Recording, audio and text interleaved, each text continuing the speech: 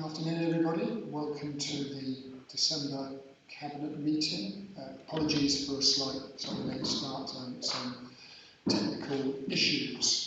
So let's get on with the business. Do you have any apologies, Alex? No apologies? Any declarations of interest? Gail? Item 7, which is the River Wensum Strategy Partnership. I'm appointed to the Broads Authority by this authority, and of course I've got an interest because it's partnership working. Thank you. Any other declarations? Fine. Public questions. We have one public question, and I'd like to welcome Mr. Sean Bennett, who's going to ask the Deputy Leader and Cabinet Member for Social Housing a question. Over to you. Thank you very much, Chair. Regarding the health and safety issues raised in thousands of homes, why did the administration believe it was appropriate to wait until October to inform residents of the health and safety issues in their properties, when the problem was known about as early as June? How can they justify keeping tenants and taxpayers in the dark for so long about such an important and potentially dangerous issue? So thank you very much, Mr. Bennett. Councillor Harris. I want to thank Mr. Bennett for the question. We started our review in June, working with colleagues at NPS. At that early stage, information was emerging. When we approached the regulator of social housing to make a self-referral at the end of July, we were continuing to establish the full position. We made the regulator aware of that. Work started in July on a supporting detailed review, and that work concluded in October. We wrote to all of our tenants and leaseholders when that review had concluded. Our aim in writing at this stage was to provide as much accurate information and therefore reassurance as we could by setting out how the issues affected different types of homes. When the regulator concluded their findings at the end of October, we wrote to our tenants again to update them. Okay, thanks very much, Councillor Harris. So, Mr. Bennett, you have a minute to ask a supplementary question. The supplementary question must be germane to the answer that you have received. Thank you. Some of the issues that arose, especially regarding work not being done, may have been able to be avoided if tenants and leaseholders were more involved in the process. Would the Council consider expanding the ways in which we can be involved to try and avoid such issues arising in the future? Thank you, Mr. Bennett. Councillor Harris. We do have a tenants panel, and they've been fully informed of where we are at the moment and will be fully updated probably every month because they have invited me to their meetings. That is their own meetings, it's not my meeting. I take on board that there are some tenants who would like to perhaps be involved, and we will look at ways to extend tenant involvement over the work that we are doing and over the work we are doing within the actual housing department as well. Okay, thank you very much. Well, Mr. Bennett, thank you very much for coming along this evening, this afternoon, to ask your question. You are most welcome to stay for part or the rest of the agenda if you so wish. Okay, let's go on to the minutes. Accuracy of the minutes. Are you happy with those? Can we agree those? I think we need to put our hands up.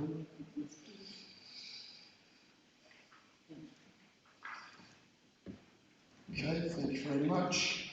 Let's now move on to item 5, which is the Article 4 direction to remove permitted development rights for conversion of offices to residential. Councillor Stannard. Thank you very much, Chair. So, colleagues, you'll recall the paper which came to Cabinet in July of this year recommending that the Council should proceed with the introduction of a non-immediate Article 4 direction and the delegated authority be given to the Executive Director of Development and City Services in consultation with myself to remove permitted development rights for the conversion of offices to residential use within the city centre. Following that, we went out to consultation commencing on the 9th of September. 14 people responded, and there is a summary of their responses in Appendix 1. And of course, it's important that we take these comments into account when deciding whether to confirm the direction and bring it into force. However, it should be noted that there is a lot of support for the direction. There's support for our view that the council needs more control, as some conversions have not produced good quality housing. It's also recognised that office to residential conversions damage the long-term health of the city centre, and that permitted development rights undermine the ability of the local planning authority to plan effectively. There also is a belief that less office space will be needed in the future as more people work from home. However, some people feel that there will in future be a surplus of office space in the city, that residential accommodation will be a good use of this. Our response is that the proposed Article 4 direction would not prevent all office to residential conversions. It would instead enable the council to manage the process, manage it, and consider all material planning considerations, including the impact of the loss of office space on the city economy, as well as ensuring the quality of any residential accommodation.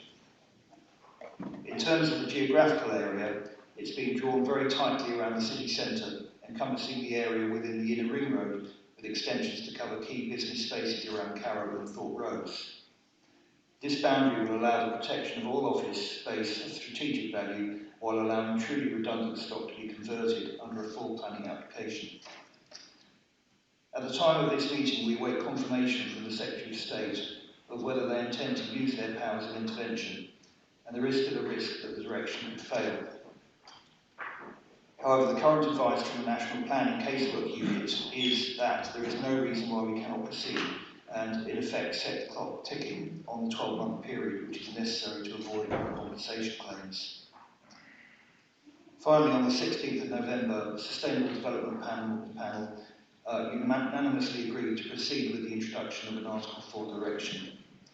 So that is the recommendation, and as I've said before, this is really, really important for protecting the city centre economy and also for ensuring good quality housing in the city centre. And it's very good to see this here tonight, and thank you very much for the presentation. Cabinet members, any questions or comments on this report? I'll take Karen first and then Beth afterwards. Thanks, Chair. Yeah, I'm really pleased to see this report come to Cabinet. It's something we've been talking about for a long time in the Sustainable Development Panel. And one of the things we did discuss was some of the really appalling office conversions that have happened elsewhere in the country, where people have lived in slum-like conditions, particularly Terminus House in Harlow is an example.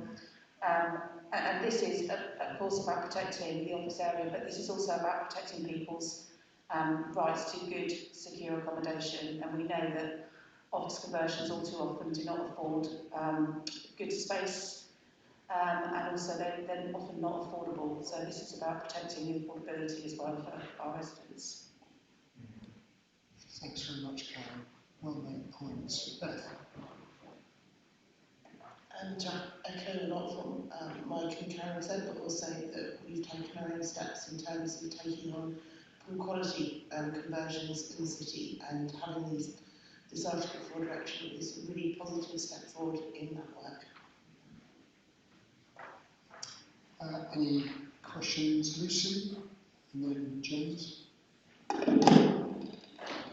Thank you. Thank you, Councillor Stammer, for the report, and to officers for all the work. It looks like a step forward to make sure we get good quality housing and office space in the city. It would be good to find out more about the conversion of offices to housing in Norwich and some sort of quantification of the amount of office space lost and numbers of dwellings created. I guess that's, but more than that, to know how we're going to make sure going forward that we enforce a decent amount of affordable housing in the developments, as any that do come forward. Is there a role for officers in not pushing forward applications that don't hit some kind of threshold? So, two questions there, I guess. The first is about information about the loss of office space in the city. We do have that information. In fact, it's been in previous reports which came here prior to last May. So, I believe it anyway, but you wouldn't see the book. I'm looking at Judith Gray Sherry's with course. The second question is about, I guess, it's about viability, and it's about viability and the affordable housing and the thresholds for affordable housing. That's something we've debated extensively over the years, right back to when you were last a member of the council, and we've sought to introduce more transparency, in particular to the process for calculating viability, and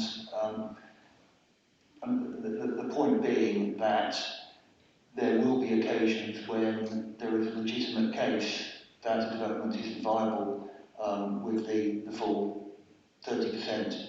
But what we need to do is to ensure that the data, the information we're looking at, the calculations are robust and transparent, so that in effect we're not taken to the cleaners.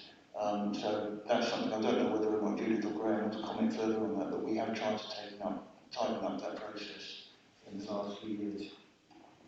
So either Judith or Graham want to make any more points? You don't need to. I think the slight problem was that we were talking about the first aspect of the first question about the availability of the data, which I'm more happy to send to you. I didn't actually hear your second question, sorry. It was, is there a role for officers in preventing certain applications from coming forward if they don't hit the 30% affordable housing? Well, there isn't really a role in officers in preventing applications coming forward, but clearly if we've got the power in place to consider the application, which the Article 4 direction gives us, it's part of your officer's role to make sure that members, when they make the decision on that application, have got the proper information, assessing the robustness of the information that's come in it. So clearly we're here to critically examine those applications as they come forward, and if somebody, as Councillor Stoneham referred to, is attempting to pull the wool over your eyes, as part by that, it's our information that we've got published in terms of our approach to viability through the supplementary planning documents that we use to unpick that, to ensure that everything is properly judged, and it's not just because someone happens to have employed the right advisor to assist them in making the case. It does come to mind that at least 25% of office units have been lost to permitted development. Yeah, I can't remember the figures off the top of my head, but certainly across the city we've seen considerable loss of offices, many of which previously were actually used as office, and the tenants left to be converted in some places to quite substandard accommodation, with very little, no affordables provided as a result of that. So we have been quite significantly impacted in terms of total office supply by the permitted development rights that were introduced by the government some time ago, and clearly that is causing it's almost a perfect storm in the Norwich office market, whereby we have a shortage of supply, so very few available offices for people, interested tenants to move into, yet actually a lack of investment in that sector at the moment, which is part of the case that the Ramidus study, which was the evidence base that underpinned this study, provided the justification for us doing. We have a dysfunctional housing market and a dysfunctional office market. Councillor Wright. Thank you, Chair. It's not a question, but a comment, if that's okay. I think ultimately it's about balance, and I think what this Article 4 direction does is achieve that balance. It's not ruling out conversions, but also it's not allowing the sort of free-for-all Wild West scenario that I think has gone on at the moment with conversions to substandard levels. So I think there's going to be this democratic oversight, and really I hope that's something that the Secretary of State recognises when coming to their decision and allows this to proceed, because I think this is absolutely the best way forward. Very, very well made point. We will move forward, and hope the Secretary of State moves forward with us. Okay, can we go to the recommendations? All those in favour, please indicate. Thank you very much. And you've got a group of reports to deliver tonight, Mike. So the next one is the Local Development Scheme, December 2021, page 33. I've got a flock or a cluster or a... There is a collective name. So the Local Development Scheme is part of the statutory process of plan making. As you know, it's the work programme and project plan for the preparation of various planning policy documents which make up the local plan for the city. It was last reviewed in February 2021 and was intended at that point to cover the period of 2023. However, since then, further information has come available regarding, for example, the East Norwich Master Planning exercise, also progress on the GNLP, as well as potential neighbourhood planning and design code work streams. It's good practice to update the LDS prior to examination of the local plan, and therefore it's been updated to include the most up-to-date information. The revised document will run from autumn or winter 2023.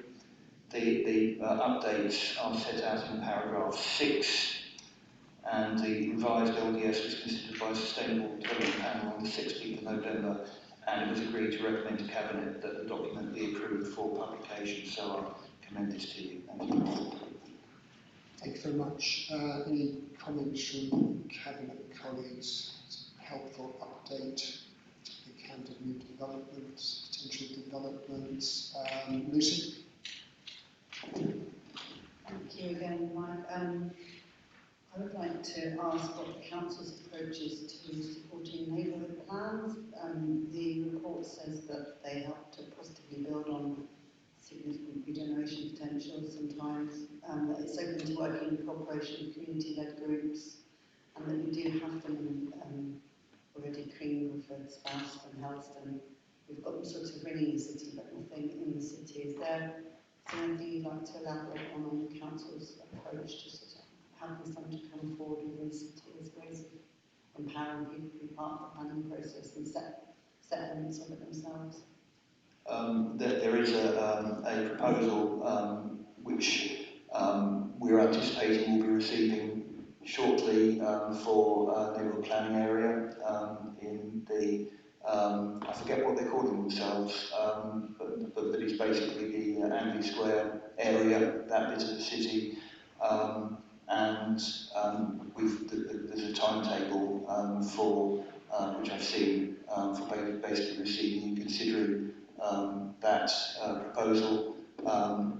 We believe from what we've seen that well, first of all, the geographical area is consistent. It's actually what we recommended they should that they should use, and we also think that the membership of the proposed forum seems to be appropriate as well. But we will work with them, and we have a timescale, and I would anticipate that, well, actually, I won't say when, but we're giving them every support which we're required to do, and so that will come forward shortly. Any officer comments on that? So we anticipate your question, Lucy. As has been alluded to, what the Council has as a statutory duty to assist communities who are able to plan and bring forward their own plans for their areas. As has been mentioned, we clearly had a proposal a little while ago that we were uncomfortable with the boundary of the proposed area that was proposed, and also the membership of the group that was proposing planning over that area, and so we refused a previous application a few years ago.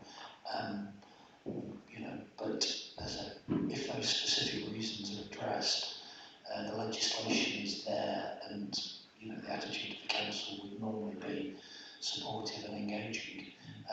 You've got to have a pretty strong reason to turn any neighbourhood plans down, and ordinarily you wouldn't necessarily want to anyway, because it's fine-grained in supporting the plans that exist at the wider level.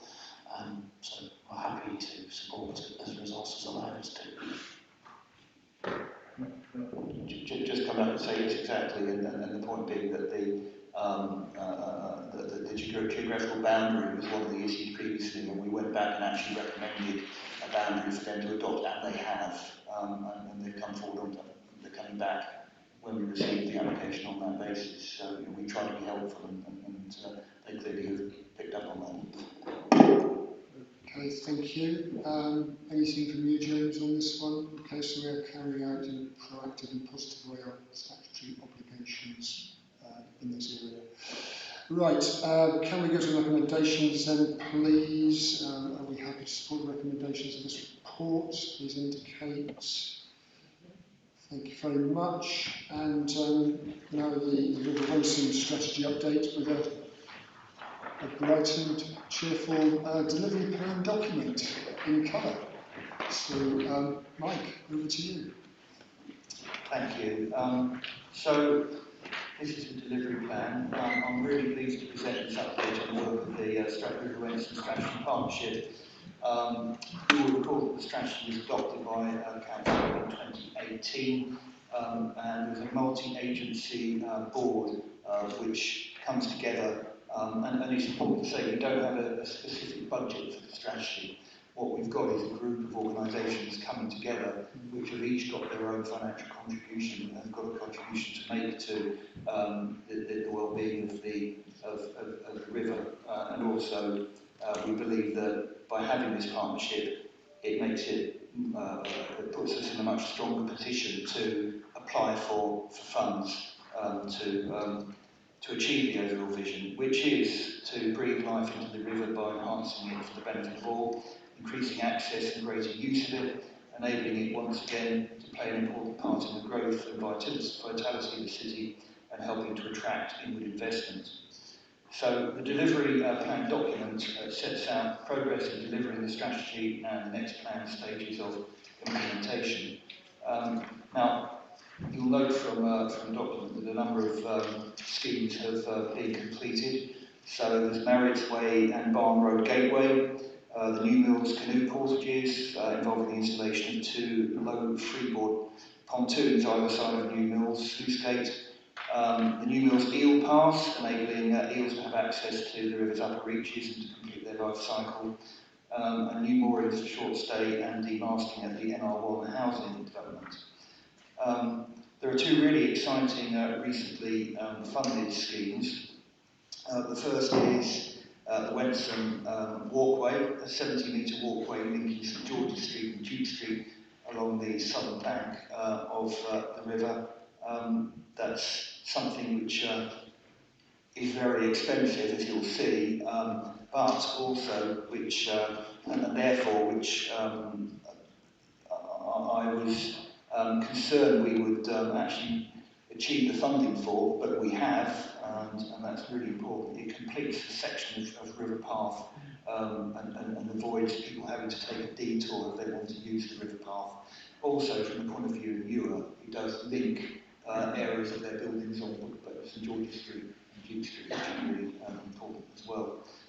Also, the Wenston Lodge redevelopment, extensive works to improve the accessibility of the site and access to the hub building.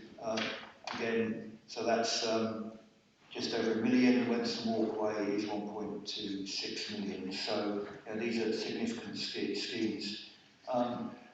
So I commend this to you. It's a really exciting piece of work.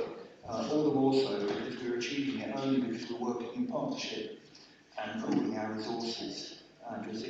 Different schemes which have been delivered by different partners, but we work together and coordinate it within the overall strategy.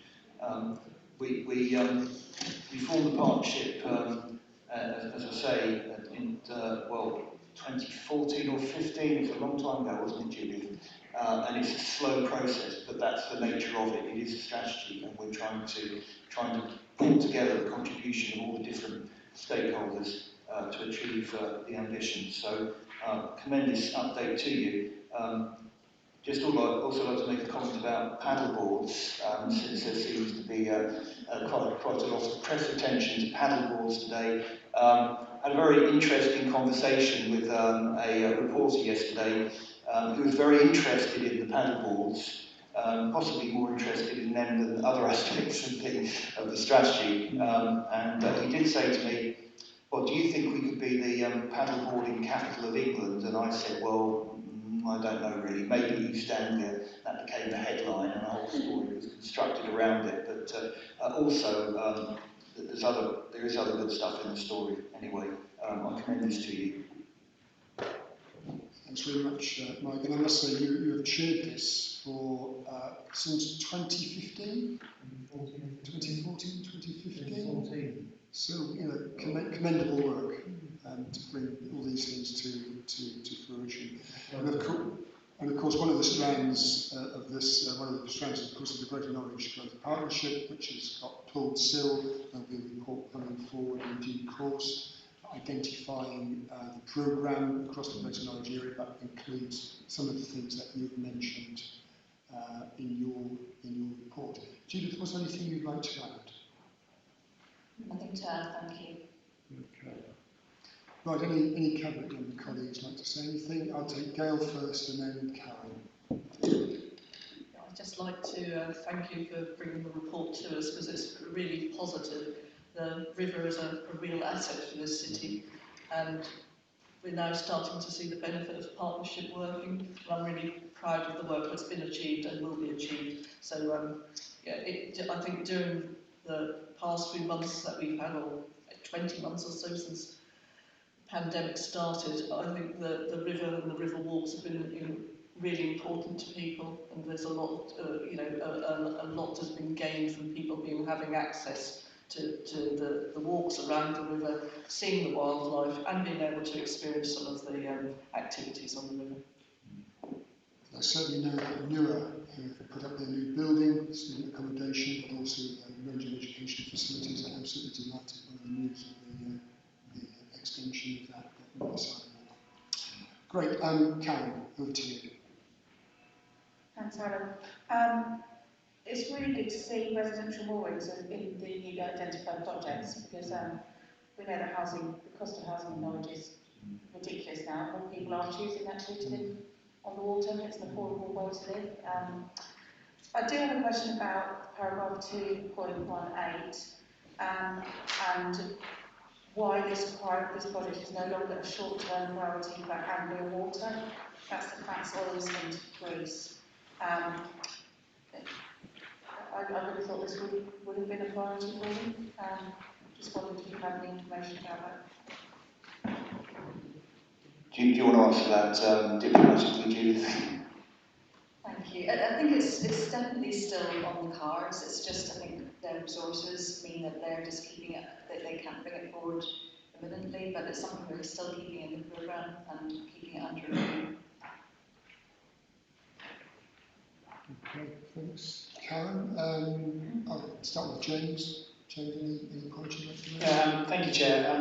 Whilst I'm not going to talk about paddleboarding, as a runner, I found the Marriott's Way and Barnwell Gateway, actually that whole entrance and using Marriott's Way, and that was so important to people during, as Councillor Harris mentioned, sort of during that lockdown period where people were making more use of the space. That's really good. Now, my question is a very sort of small practical one, actually. Given the nature of the partnership working, if members of the public have ideas that might relate to the river frontage and the Wensum, how can they put those in to that partnership board? Thank you. Something I guess I should make clear is that very early on we had stakeholder days where the public were invited to make comments, and we've consulted on the strategy as well.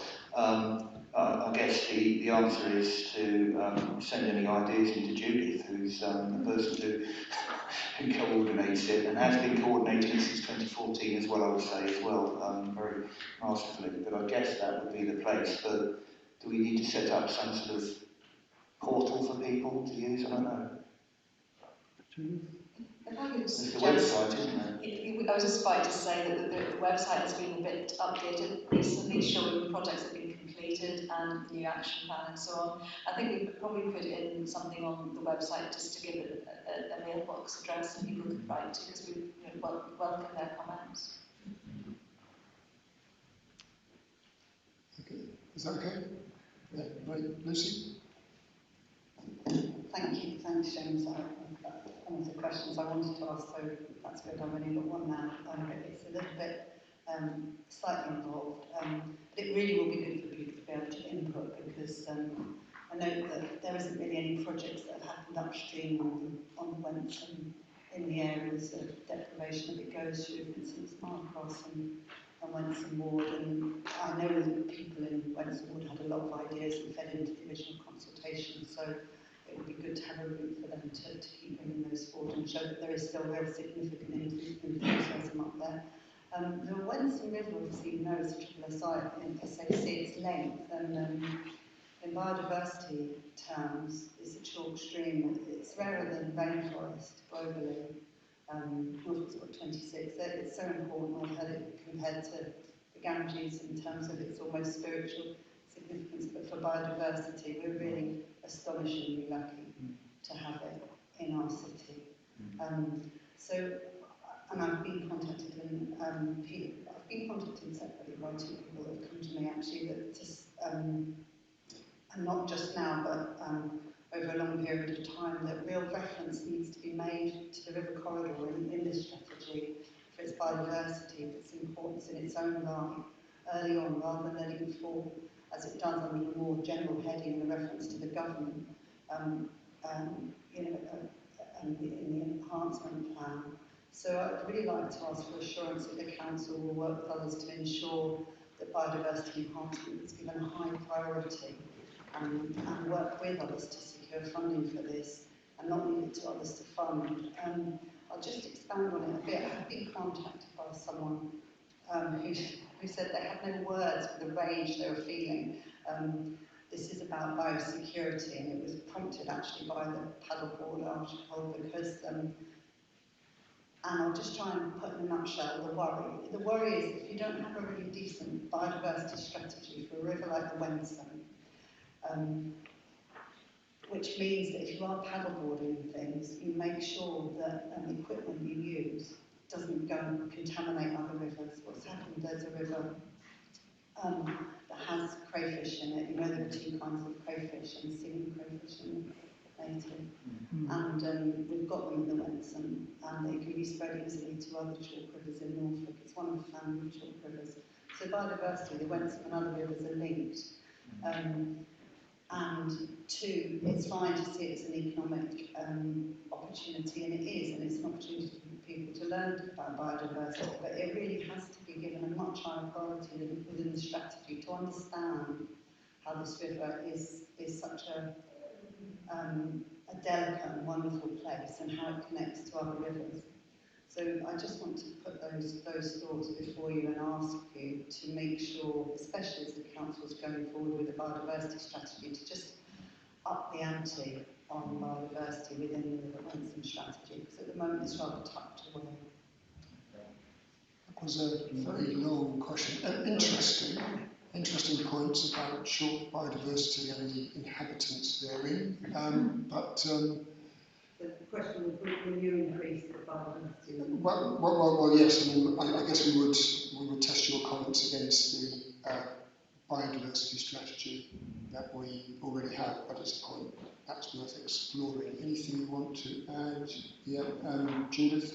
Thank you. Just to say that the River Wensum Partnership, the sort of officers are currently looking at putting together a biodiversity action plan. So we're building on what was in the original strategy, and the Environment Agency is leading on that and has some resource. So that's happening at the moment. So we'd like to, that we'll be able to report back on that next year in 4 or 5 months' time, hopefully. So that is something we wanted to sort of do more work on for a while, and obviously we need to link into the wider council biodiversity strategy as well. So it is in hand, to reassure you. Right, okay. James, you've asked your question, haven't you? Yes, let's go to the recommendation on page 61. Are we happy to accept the recommendation? Thank you very much. Okay, good. Let's go on then to item 8, which is the scrutiny committee recommendations. Paul, over to you just to briefly introduce us. Thank you very much, Chair. Well, I can perhaps, as well as the Chair of the Scrutiny Committee, Councillor Wright, to introduce this report. Thank you, Councillor Kendrick. Thank you, Chair. So the report before you relates to the scrutiny meeting of October the 21st. There's a natural lag in such things making their way to Cabinet. At that meeting, we looked at the environmental strategy following COVID-19, and I'd like to thank Councillor Hampton for being present at that meeting as well. So there was a fairly wide-ranging discussion around a number of issues pertinent to the environmental strategy. We heard from the Council's Fuel, Poverty and Energy Officer. There's a review of the Housing HOA business plan with the objective of the Council's housing stock becoming carbon neutral. That's a very welcome thing to hear. Also discussions around flights at Norwich Airport, per capita carbon emissions that differs in different parts of the city, green spaces in corridors in the city, and the role of the council in influencing environmental standards in new housing and the need for challenging the need for new road schemes. So that then led to 7 recommendations. The first 2 of those recommendations really are for the Scrutiny Committee itself to do something, so I won't ask you to consider those as such. But then on page 69, we've got recommendations 3 to 7, which in some form or another relate to Cabinet or the whole Council. Recommendation 3 is around having a member briefing on the environmental impact of any investments that form part of the investment matrix that is used. Recommendation 4 would be to ask businesses where they're at and what their plans are for zero carbon emissions. 5 is to review the commercial investment strategy to see how it can support environmental strategy. Item 6 is around some of the language that's used in reporting to clarify the use of base data. And 7 is to ask Cabinet to look at actively partnering with academia to get tools needed to ensure we can work out what we can and can't influence. So I think that's all I'm going to say actually. But we've got some recommendations and thank you for your consideration. Thanks very much, James. A very clear presentation. Let me just ask Councillor Hampton, who I know was at the meeting, as you mentioned, looking at opportunities. Yeah, just to say thanks to James and the rest of the Scrutiny Committee for what I think was a really interesting and constructive meeting, and my first in front of the committee rather than as a member of it, which was daunting but ultimately a positive experience. I think a lot of the discussion was obviously reflected in the recommendations, but covered a lot of areas, some a bit beyond my brief, so other colleagues might want to pick up on those. But we looked at what is already in the strategy and what members might want to see in the strategy going forward. As for the recommendations, I'm happy to support what they're considered as we review the environmental strategy and some of the other bits of work that I mentioned there. And as you say, some of them relate more specifically to the workings of scrutiny. So we've covered them, I think, but I think that's all I have to say. That's fine, thank you, Emma. So James has made his comments and maybe you want to ask anything else. Lucy, did you want to say anything in addition? Well, not in addition, I mean these recommendations, these are ones obviously agreed by the whole of the Scrutiny Committee, which would have included yourself, I guess. Yes, indeed. I'd like to ask a question on page 70, which hasn't been mentioned, I think. James has covered everything else, as you say. But the work on flighting and communal bins has been delayed by 3 months, 0.5. I'd like to just use my question to ask why it's taken so long when the previous task and finish group on this topic made no progress, and residents asked for this in good faith earlier this year, and it was set in June, and despite constant questions from councillors and residents, it's met just once. It didn't seem to have got anywhere. It says in here that it didn't because they need to consider the data. I don't think that's actually accurate. There wasn't any data to consider that we saw anyway. And as a resident said to me last week, bins are overflowing and separate drivers have to come every time to pick up stuff on a weekly basis, which must be very costly. Why is it taking this long? I think that would be a question you would need to ask at scrutiny committee and continue to ask it. But the question will have resonated. So you pose the question here, a question that scrutiny will need to pick up itself, and it's got a meeting, I guess, in the next week, isn't it? James, do you want to just... Well, the answer I want to give is, it is my expectation that we will be able to answer that question next Thursday. Right. Good. Well, that's very good. So there's reassurance for you, Lucy. I would just make a couple of comments on the recommendations, as has been said. Cabinet will consider these. On number 3, I think there is an element relating to investments through the Norfolk Pension Fund. I've asked for a note which has been prepared, which talks about how the pension fund is actually at the forefront of work in this area about what's the carbon impact of our investments and identifying those, and there is a matrix around that. So I will circulate that note to all members of the council, but that will help inform this particular point at 3. It may relate to other council investments, but I think that's probably the most significant one. Through the 2040 partnership, there is a group, a business group, which is looking at climate change and carbon reduction.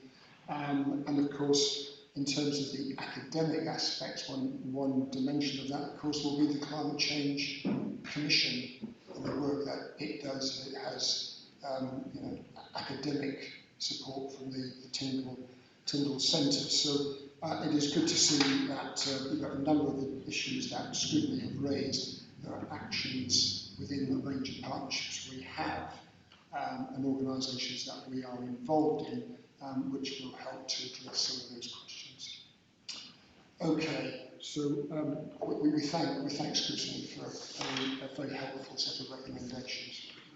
So the recommendation to consider some of the recommendations from scrutiny, yes, we will consider those, and I think, as I said, it is already, I will action one of those more or less immediately in relation to the local government pension fund.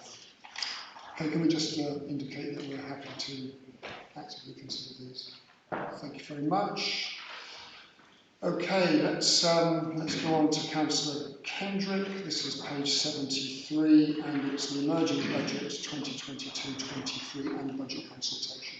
Thank you, Chair. This report outlines the budget principles from which will form the basis of the public consultation on the general fund revenue and capital budgets for the financial year 22-23. The results of the consultation will be made available before the budget is presented to the Council for approval on February 22nd. The report also provides an update on the recent government spending review and the implications for local authority finances. The exact impact on the Council will not be known until the provisional local government finance settlement is published later this month. A report to the Cabinet in October 21 provided an update to the Council's budget position for the next year, its medium-term financial position. Like many councils, Norwich continues to face substantial funding challenges, while the financial modelling shows a need to make £10.6 million of gross economic savings over the next 4 years. Council has developed several provisional themes that underpin the approach to addressing that medium-term financial challenge, and these are set out in paragraph 34. Work to develop a full range of options under each of the themes is underway and will form part of the ongoing service review programme. Priorities establishing sustainable service delivery options for the future. Some of these options will require time to develop and implement, and therefore are expected to address the financial challenges in the latter years of the medium-term financial strategy. The Council is committed to maintaining all its services to residents for as long as possible, and proposals affecting service uses will be subject to separate consultation exercises. It was important to understand that our pragmatic approach to the consultation, views of residents and businesses on where future priorities could be made are important. The budget consultation will be available to access online through our website and will run from the 9th of December to the 19th of January. The proposed consultation document is set out in Appendix A, and I ask members to approve this report. Thank you. Thank you very much. Paul, are there any further office comments at this stage? No? Okay. Cabinet colleagues, any comments? Karen? Yeah, a question, two questions. Firstly, in the autumn budget, were we not told we were going to get a 3-year settlement? And it seems that we're not sure if that's going to happen now. We're going to get a 1-year settlement, which obviously makes it more difficult for councils to plan effectively. The second question is around the consultation. Is there an easy read version of this being put out, please? Yes, that was a question that occurred to me. It's good document, informed document, but let's get some answer to that. So rumours have been swirling around. It was a firm 3 years and then it wavered, and we're not quite sure where we are. But Annabelle, you may know. I'm afraid I don't. I look forward to talking to you if we do get a 3-year provisional settlement, but there's still some uncertainty. Unless Hannah can. No, there you go. Oh, I think Councillor Kendrick. So Kendrick, you are close to Downing Street, clearly. No, after you. Next. Yeah, so I'm afraid I can't, but I genuinely, I think you all understand, would like to be sitting here talking to you about 3-year planning in a more strategic way, because it doesn't help us dealing with year on year.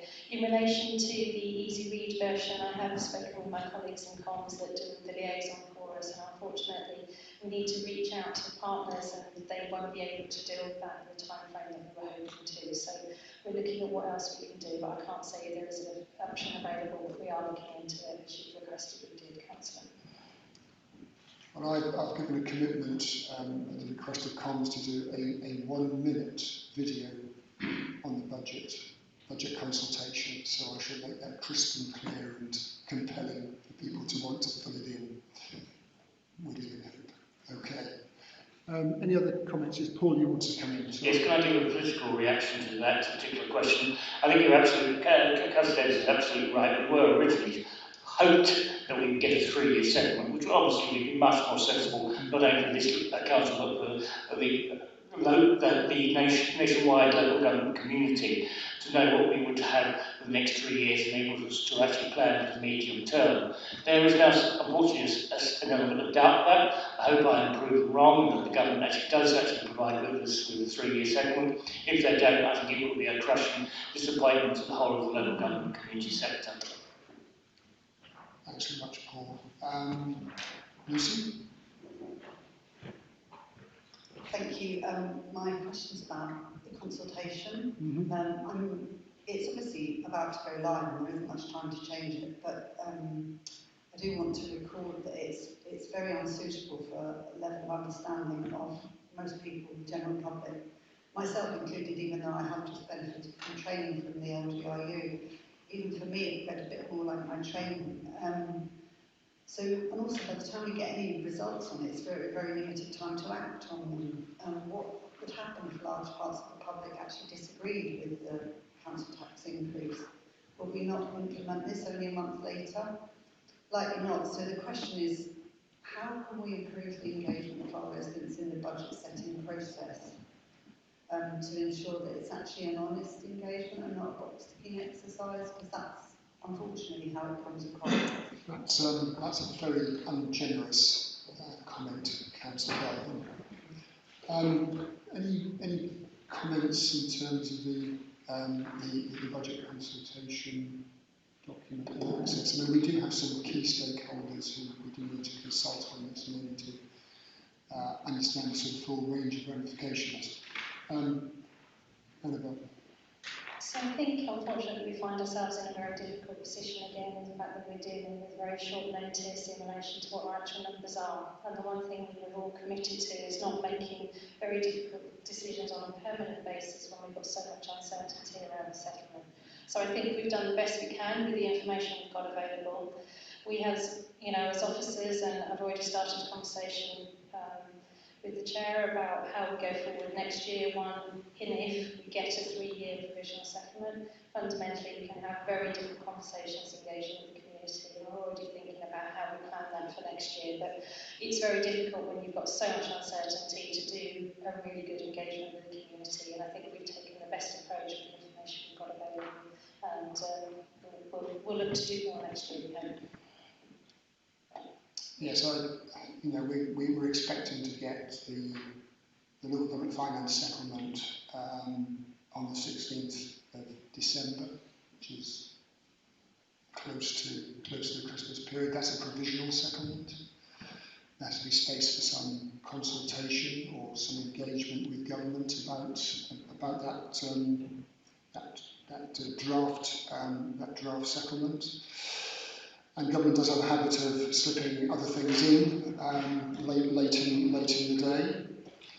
But I think what we really need, and as has been said by Councillor Kendrick, we do need significantly more clarity, and we do need a good deal more stability in the fundamentals of the finance system for local government. I mean, lots of things have been delayed.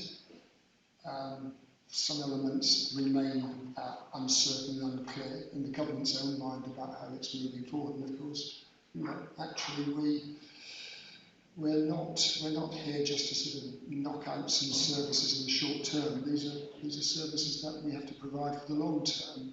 And we have had sort of sticking plaster budgets for years and years and years, and we've had to try and find our own narrative through there to provide that vital stability. I think we've been very successful in doing that, but it's extraordinarily difficult.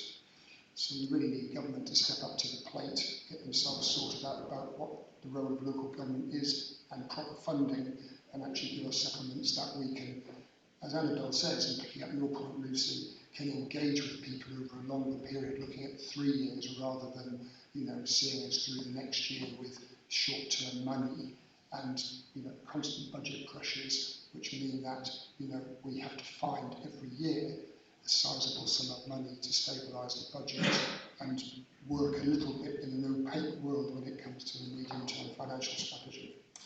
But I've spoken long enough, and Councillor Wright has been very patient, so I'm sure he has a question. Actually, I don't have a question, more another comment. And I think it picks up on some of the discussion that's just been happening. When I read the report, and Annabelle's used the word in an answer you've given, the word uncertainty appears 10 times in the report. I get looking through this report thinking, this word just keeps being. And I think that's sort of symptomatic of the problem we have at the moment. There's uncertainty because of coming out of the pandemic, but there's also uncertainty because of the lack of clarity from government on what funding looks like going forward. So that was just my sort of picking up on the uncertainty and the uncertain times at the moment. And what we're asking the recommendations is to note the latest financial information, which of course is likely to shift. I mean, there'll be more iterations of this. But can I commend the quality of this report? And I understand the finance department all credit, but I understand Hannah that you are the lead author on this piece, and I have to say it's a very fine piece of writing across the landscape, and those narratives that we've all been discussing do come through very clearly. So thank you very much for that. So can we go to the recommendations? And they're on page 73. We've got 2 recommendations. All those in favour, please indicate. Thank you. Thank you very much. Right, let's go on to a familiar friend, page 93, which is the Treasury Management Mid-Year Review. Over to you, Councillor Kendrick. Thank you very much. As you say, this is a familiar friend, and I can probably go on for hours if you want to, Chair. Perhaps not.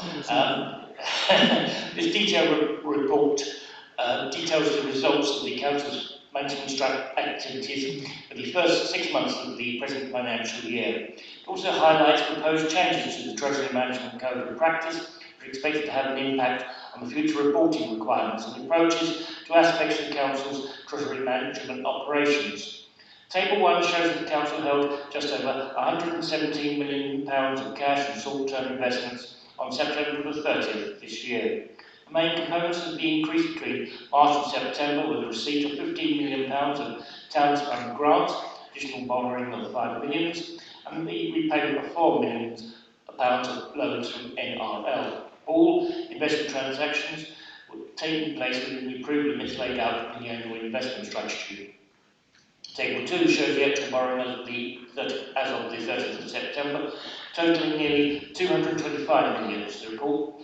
Notes the Council took further borrowing of 10 million on the October 29th. After the production of this report, the Council took a further £30 million of borrowing from the Public Works Loan Board on November the 30th. This was to lock in the low interest rates ahead of the scheduled repayment of the housing revenue account self-financing debt in the next financial year. Table 4 shows the forecast capital expenditure for the financial year 21-22 of 55.6 million. Most of this is planned to be financed immediately through the application of capital or revenue resources, i.e. capital receipts, capital grants, although just under £1 million will increase the Council's borrowing requirement. Table 5 shows the consequential impact of the capital programme on the Council's underlying need to borrow. This has reduced from the original anticipated level, mainly due to high levels of loan repayment. The proposed changes to the Prudential Code are mainly issued with addressing concerns over the use of borrowing by local authorities for subsequent investment in commercial activities. Changes in the Treasury Management Code strengthen reporting requirements, in particular the use of liability benchmarks measures in order to inform borrowing decisions. In net borrower holding commercial properties, these changes are important for the Council to understand, and further details will be included in next year's Treasury financial strategy. All of the existing improvement indicators approved by the Council in February 21 have been complied with. Therefore, I would ask this Cabinet to approve this report. Thank you very much, Chairman. Thank you very much, Paul. Are there any officer comments on this paper? Maybe questions? Any questions from Cabinet colleagues? Treasury management, important to our armoury. Lucy, any questions from you on this? Yes, please. Just to reconfirm something really, the code change around commercial assets, as I understand it, it can't oblige the Council to sell off any of the recently acquired investments. So there's no way that could happen, but if it did, what impact would that have? Or is there a process by which it would be kept under review? I mean, it says it's an option which would be kept under review. Is there a process of keeping that under review? I can see it's a big change, but just a few words on how that would be dealt with. Good question. Annabelle? Yeah, so as it stands now, there won't be any requirement for us to sell our existing portfolio. The properties we currently have become our portfolio now, and the code actually allows us to look after those properties and invest in making sure they're maintained and enable us to continue to let them. So as it stands, we are able to do that. There is another consultation though that's come out that talks about how we might need to consider our minimum revenue provision calculations in relation to investment properties, but that is a consultation and we need to see that work its way through. That could give us some challenges, but we just hope at the moment that we can work that through. It's very late in the day for us to be asked to consider that for next year's financial budgets, but I don't want to talk about that in any detail because at the end of the day that's just been released and is being discussed in all professional levels about how that will impact on local authorities. But to answer your first question, no, we do not need to sell the portfolio that we've got. The asset management strategy will always though be starting to look at each of the assets and looking at its profitability, its purpose and how it fits in with our overall asset management strategy. And Mark Brown is doing a good piece of work around that and we came back to you about the asset management strategy and where we sit with that, and we're looking at how we capture all of the information about each of our assets and what their purpose is and what use they are to the authority, and that's in development at the moment. Okay. Thank you for the question, Lucy. Janet, no questions on this, but it just reminds us the points we were making in the previous item, how government just drops in very late in the day, consultations on things as councils are busy putting together their budgets, ready for early next year. Okay, can we go to the recommendations? There are 3 recommendations on page 93. All those in favour, please indicate. Thank you very much. Now I'm going to take the supplementary agenda and I'm going to give it the designation item 10A, which means we don't have to go below the line to come back above the line, so we can take the report, which is on the awarding of a contract for the installation of a new air source heat pump system at City Hall, Norwich. Over to you, Councillor. Thank you very much. Well, this is a supplementary report because obviously there's some degree of urgency in regard to this particular item. I think it's a very exciting development. What we're going to have is a new air source heat pump system here at City Hall to keep us nice and warm in the winter months for years to come. And of course it will reduce the levels of CO2 emissions, which I think again is another example of how we are moving towards becoming a greener council and more friendly to the environment. Now I do know I was actually very kindly NPS did give me a sort of a lecture on the physics of how all this works, so I won't go into that. But I was just say in terms of cold air, it's a very cold air, but it's very friendly to the environment. I'm sure we have an expert here if anyone wants to go into any detailed questions. Thank you very much. I very much ask this Cabinet to approve this report. Okay, thank you very much. Anything you wanted to add, Neil, you can go right on the physics. Right? I was terrified that you asked me that. It's the reverse of the way a refrigerator works. And it's the magic of heat pumps. You can just go on the net and see how they work. It's quite simple, the chemistry. But ultimately what we're going to have at the end of this project is a building that will be 50% fueled by a renewable source at the end of this project, with the aim of us moving towards ultimately a 100% renewable solution. What we're going to have in place is a gas air source hybrid system. As I said, eventually, when we get funding, we'll move towards the 100% renewable solution. Okay, good news. Any questions, comments from Cabinet members? This is a good thing. Not your comments and questions, just saying the report is a good thing. I want this actually frames at the end of the Cabinet meeting. James, any points you want to? No, Lucy? Yeah, can't let it go without saying great, thank you. It's a good example of how a listed building like this can go from the worst energy rating to a medium one, which is great. Obviously only halfway there, but I wanted to ask, will there be savings funding available? The lighting is very disappointing not to be able to do that, obviously. Would there be a chance of another grant? And just in terms of the disappointing response to the tender, that it's only having one is not great, and you've addressed that with scenarios and things. But is there any way to feed that back to the government? And will you do that in some way? Yes, you would want to mark it, and maybe it demonstrates. We can demonstrate any number of things, couldn't it? But you would like to think that there's a buoyant market out there in terms of picking up this kind of work. So it's interesting that it was just the one contractor. Any comments on that? Sorry. I was actually part of the Crown Commercial Services User Group local government meeting yesterday, where actually, particularly in relation to carbon reduction projects, there is a problem with the supply chain because it's gearing up to the volume of the market. And unfortunately, I think because of sometimes the way that the funding of the projects is announced and happens, it means we all come in at once wanting to buy the products, and the market's just not quite there yet. But hopefully, given the levels of demand that is going to be there, the market can grow to support us more effectively in the future. It's a timely meeting to provide that answer. Okay. Anything else on this report? Can I ask?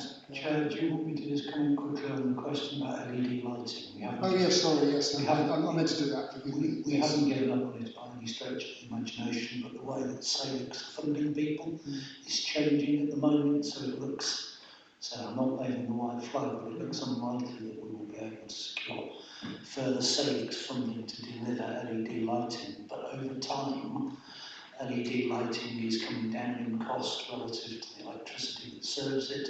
So that was the point Mr. Pump Private. At some point, it may become perfectly feasible for us to invest our own resources in it, because the saving in the electricity bills will pay back within a reasonable time. So even if there is no grant subsidy available to ensure the delivery of LED lighting, it's something that we would look to try and bring forward when the business case would allow, as soon as we reasonably could, to drive forward the improvements to the building. Okay, thank you. Yes, sorry to have missed that second question. Right, so can we go to the recommendations now? All those in favour, please indicate. Great. Can I just ask Cabinet members, has anybody got any questions on the exempt item? Nobody? Do you need a vote on that? We just need to open minutes because there are some minutes. They do, okay. Chair, on the point of order, I'll just point out that I wasn't actually at these part 2, as I was excluded as the director of MPS, so I should can't vote on this. Okay, good. We could take the vote in public session. Okay, thank you. Are we able to do that? All those in favour of accepting the minutes, the exempt minutes, please indicate. Lovely, thank you very much. That concludes the business of the meeting. I would like all members, that's colleagues from Lucy and James as well, just to stay behind for a few minutes at the end of this meeting.